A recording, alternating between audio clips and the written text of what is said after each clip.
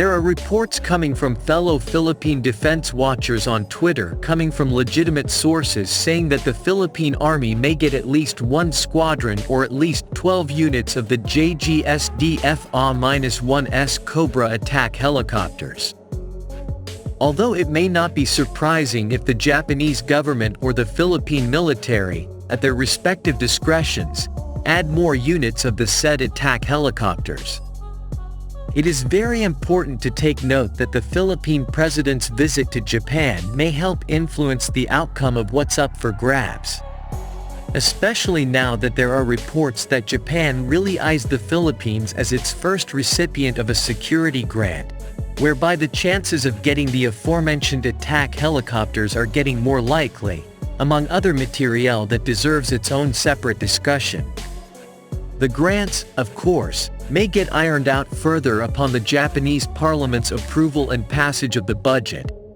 The financing required for the Japanese government to carry out this new program comes just as the trend of their defense budget increases, and the Philippine military, upon that approval,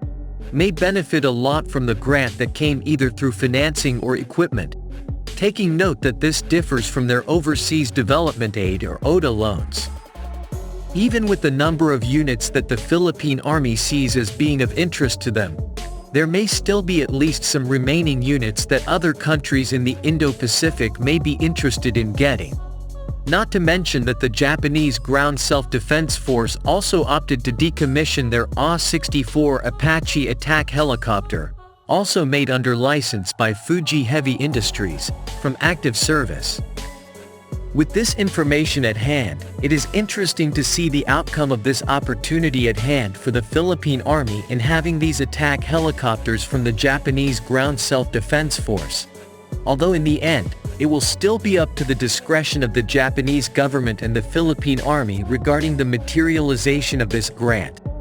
as having it possible surely gives them close air support capabilities almost at par with the ones their Air Force counterparts have with their attack helicopters.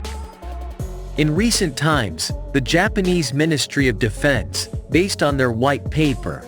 has officially declared that all of their attack helicopters in their fleet, aside from other air assets like their AH-1J Huey Iroquois combat utility helicopters, are considered obsolete, and are getting replaced by modern unmanned aerial vehicles, replacing the roles once held by these firepower-carrying war machines and now up for grabs by countries like the Philippines. The Philippine Army sees the contrary, as they see the importance of getting these close air support attack helicopter platforms from a source like the Japan Ground Self-Defense Force in the same manner that their counterparts from the Philippine Air Force determined to secure their own attack helicopters, currently being the Turkish-built T-129 ATAK attack helicopters, now nearing their final batch delivery months, if not a year down the road. While there are striking differences in priorities on their defense requirements, both Japan and the Philippines are striving to improve their military capabilities,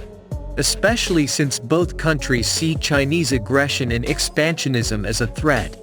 with different contestations of their claims taking place in southern Japan's Senkaku Islands and the western Philippines' Kalayaan Island Group and Panatag Shoal. Aside from the fact that both countries are geographically located on what we consider the first island chain.